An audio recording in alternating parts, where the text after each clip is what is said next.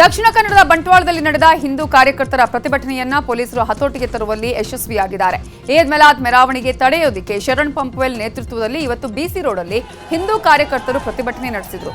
ನಾಗಮಂಗಲ ಘಟನೆ ಖಂಡಿಸಿದ್ದ ಪಂಪ್ವೆಲ್ ಈದ್ ಮಿಲಾದ್ ಮೆರವಣಿಗೆ ಹೇಗ್ ಮಾಡ್ತೀರಾ ಅಂತ ಸೋಷಿಯಲ್ ಮೀಡಿಯಾದಲ್ಲಿ ಪೋಸ್ಟ್ ಹಾಕಿದ್ರು.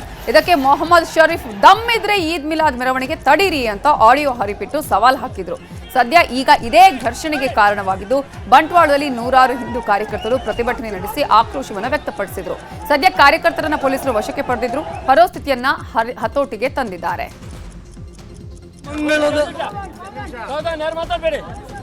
ನಾಗಮಂಗಲದಲ್ಲಿ ನಮ್ಮ ಗಣೇಶೋತ್ಸವದ ಮೇಲೆ ಕಲ್ಲು ತೂರಾಟ, ಪೆಟ್ರೋಲ್ ಬಾಂಬ್ ಸಿಡಿಸಿ ನಮ್ಮ ಹಿಂದೂಗಳ ಮೇಲೆ ದಾಳಿ ಮಾಡಿದ್ದಾರೆ. ಆ ದಾಳಿಯನ್ನು ವಿರೋಧಿಸಿ ನಾವು ಪ್ರತಿಭಟನೆ ಮಾಡಬೇಕಾದ್ರೆ ನಾವು ಹೇಳಿದ್ದು, ನೀವು ಕೂಡ ಮುಂದಿನ ದಿವಸಗಳಲ್ಲಿ ಈದ್ ಮಿಲಾದ್ ಮೆರವಣಿಗೆ ಮಾಡ್ತೀರಿ. ಒಂದು ವೇಳೆ ಅಂಥ ಸಂದರ್ಭದಲ್ಲಿ ಹಿಂದೂ ಸಮಾಜ ಏನಾದರೂ ಮನಸ್ಸು ಮಾಡಿದರೆ ಅದನ್ನು ನಿಲ್ಲಿಸುವಂಥ ತಾಕತ್ತು ಕೂಡ ಹಿಂದೂ ಸಮಾಜಕ್ಕೆ ಇದೆ ಎಂಬಂತಹ ಒಂದು ಹೇಳಿಕೆಯನ್ನು ನಾನು ಕೊಟ್ಟಿದ್ದೆ. ದಕ್ಷಿಣ ಕನ್ನಡ ಬಿಸಿ ರೋಡ್ನಲ್ಲಿ ಇವತ್ತು ನಿಷೇಧದ ಮಧ್ಯೆಯೂ ಮುಸ್ಲಿಂ ಯುವಕರು ಬೈಕ್ ರ್ಯಾಲಿ ನಡೆಸಿದ್ದಾರೆ. ಇದಕ್ಕೆ ಹಿಂದೂ ಸಂಘಟನೆಗಳು ವಿರೋಧ ವ್ಯಕ್ತಪಡಿಸಿದ್ದು ರಸ್ತೆ ತಡೆ ನಡೆಸಲು ಮುಂದಾಗಿದ್ರು. ಈ ವೇಳೆ ಪೊಲೀಸರು ಹಾಗೂ ಕಾರ್ಯಕರ್ತರ ನಡುವೆ ವಾಗ್ವಾದ ನಡೆಯಿತು. ನಾವು ಸಂಜೆವರೆಗೂ ಹೋಗಲ್ಲ, ಇಲ್ಲೇ ಇರ್ತೇವೆ, ನಮಗೂ ಮೆರವಣಿಗೆಗೆ ಅವಕಾಶ ಕೊಡಿ, ನಿಮ್ಮ ಮಾತು ಕೇಳಿ ಸುಮ್ಮನಿದ್ದೆವು. ಆದ್ರೆ ಇವರು ಏಕಾಏಕಿ ಬೈಕ್ ರ್ಯಾಲಿ ಮಾಡಿದ್ದಾರೆ. ನಾವು ಈ ಸ್ಥಳ ಬಿಟ್ಟು ಕದಲಲ್ಲ ಅಂತ ಹಿಂದೂ ಕಾರ್ಯಕರ್ತರು ಪಟ್ಟು ಹಿಡಿದಿದ್ದಾರೆ. ಸದ್ಯ ಪೊಲೀಸ್ ಬಂದೋಬಸ್ತ್ನಲ್ಲೇ ಮುಸ್ಲಿಂ ಯುವಕರು ಬೈಕ್ ರ್ಯಾಲಿ ಮಾಡಿದ್ದಾರೆ.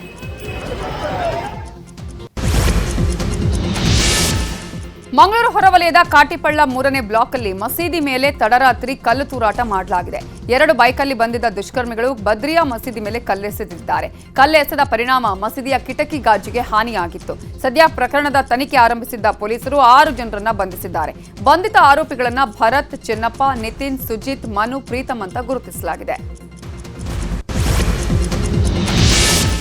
ಮಂಗಳೂರು ಈದ್ ಮಿಲಾದ್ ಗಲಾಟೆ ವಿಚಾರವಾಗಿ ಸಚಿವ ದಿನೇಶ್ ಗುಂಡೂರಾವ್ ರಿಯಾಕ್ಷನ್ ನೀಡಿದ್ದಾರೆ. ಮಂಗಳೂರಿನಲ್ಲಿ ಕೆಲ ಮುಖಂಡರ ಪ್ರಚೋದಿತ ಹೇಳಿಕೆಗಳಿಂದ ಗೊಂದಲ ಸೃಷ್ಟಿಯಾಗಿದೆ. ಪ್ರಕರಣವನ್ನ ಗಂಭೀರವಾಗಿ ಪರಿಗಣಿಸಿರುವ ಪೊಲೀಸರು ಪರಿಸ್ಥಿತಿಯನ್ನ ತಿಳಿಗೊಳಿಸಿದ್ದಾರೆ. ಇದು ಇಂಟೆಲಿಜೆನ್ಸ್ ಫೇಲ್ಯೂರ್ ಅಲ್ಲ.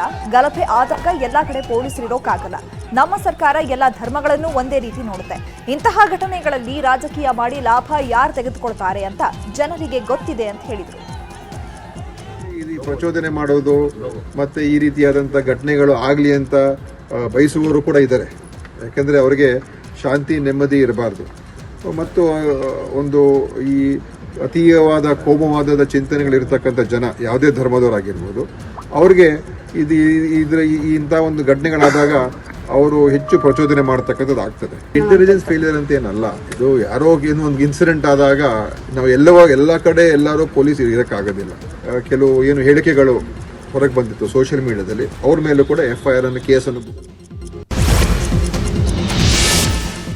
ದಕ್ಷಿಣ ಕನ್ನಡದಲ್ಲಿರುವ ಬಿಸಿ ರೋಡ್ ತಾಲಿಬಾನ್ ಅಥವಾ ಪಾಕಿಸ್ತಾನದಲ್ಲಿದೆಯಾ ಅಂತ ಶ್ರೀರಾಮ ಸೇನೆ ಮುಖ್ಯಸ್ಥ ಪ್ರಮೋದ್ ಮುತಾಲಿಕ್ ಕಿಡಿಕಾರಿದ್ದಾರೆ.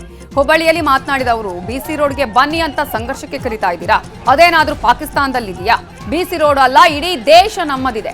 ಬಿಸಿ ರೋಡ್ ಮಾತ್ರ ಅಲ್ಲ, ನಿಮ್ಮ ಮನೆ ಒಳಗೂ ನುಗ್ತೇವೆ. ಈ ರೀತಿಯ ದರ್ಪ ಸೊಕ್ಕಿನ ಮೇಲೆ ನಡೆಯಲ್ಲ ಅಂತ ಗುಡುಗಿದ್ದಾರೆ. ಸವಾಲು ಹಾಕೋದೇ ಸಂಘರ್ಷಕ್ಕೆ ಎಡೆ ಮಾಡಿಕೊಟ್ಟ ಹಾಗೆ. ಈ ರೀತಿಯ ಸವಾಲು ಹಾಕೋದೇ ಕೋಮುವಾದದ ಒಂದು ವಿಚಾರಧಾರೆ ಇದು. ಸೊ ಇದೆಲ್ಲವೂ ಕೂಡ ಕಾಂಗ್ರೆಸ್ಸಿನ ಕುಮ್ಮಕ್ಕು, ಕಾಂಗ್ರೆಸ್ಸಿನ ಅಪೀಸ್ಮೆಂಟ್ ಪರಿಣಾಮದಿಂದ ಇವತ್ತು ಈ ರೀತಿ ಆಗ್ತಾ ಇದೆ ಅಂತನ್ನುವಂಥದ್ದು ಹೇಳ್ತೀನಿ.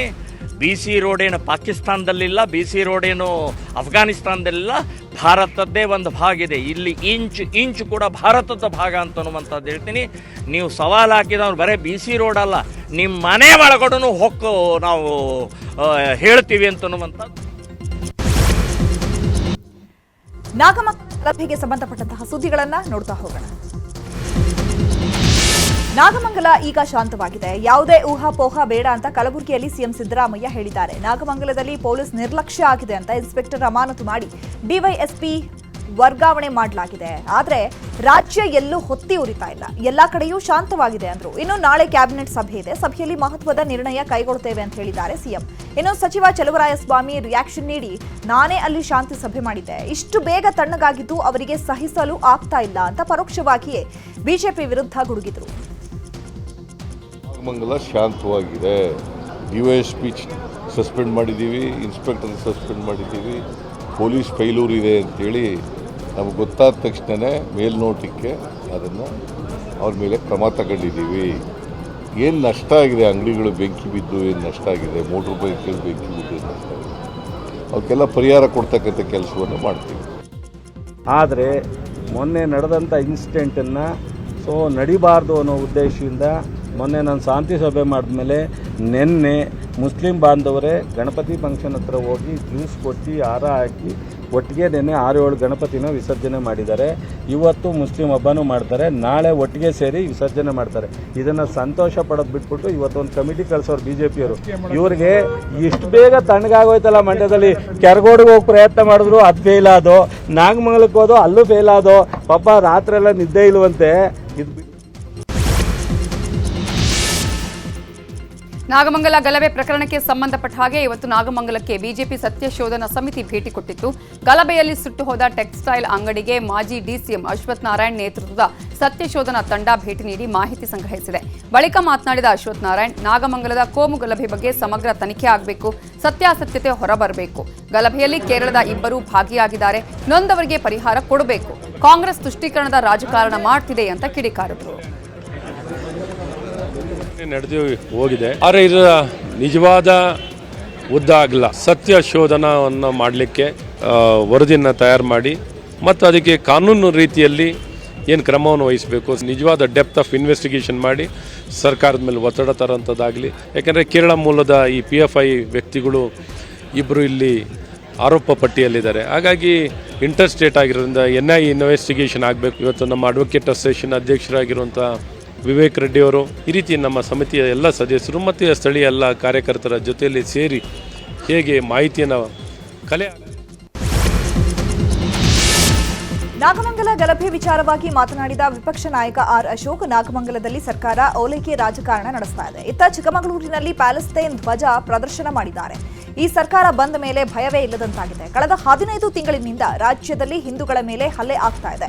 ರಾಜ್ಯದಲ್ಲಿ ಭಯೋತ್ಪಾದಕರ ಅಟ್ಟಹಾಸ ನಡೀತಾ ಇದೆ. ನಾವು ನಾಗಮಂಗಲಕ್ಕೆ ಹೋಗಿದ್ದಾಗ ಅಲ್ಲಿನ ಕೆಲವರು ಪಾಕ್ ಪರ ಘೋಷಣೆ ಕೂಗಿದ್ದಾರೆ ಅಂತ ಹೇಳಿದ್ರು.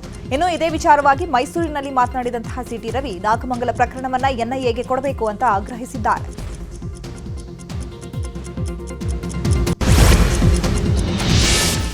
ನಾಗಮಂಗಲ ಕೇಸ್ ವಿಚಾರವಾಗಿ ಕಲಬುರಗಿಯಲ್ಲಿ ಮಾತನಾಡಿದ ಸಚಿವ ಪ್ರಿಯಾಂಕ್ ಖರ್ಗೆ, ನಾಗಮಂಗಲ ಕೇಸ್ ವಿಚಾರಣೆ ನಡೀತಾ ಇದೆ, ಆದರೆ ಬಿಜೆಪಿಯವರಿಗೆ ಹೇಗೆ ಗೊತ್ತು PFI ಕೈವಾಡ ಇರುತ್ತೆ ಅಂತ?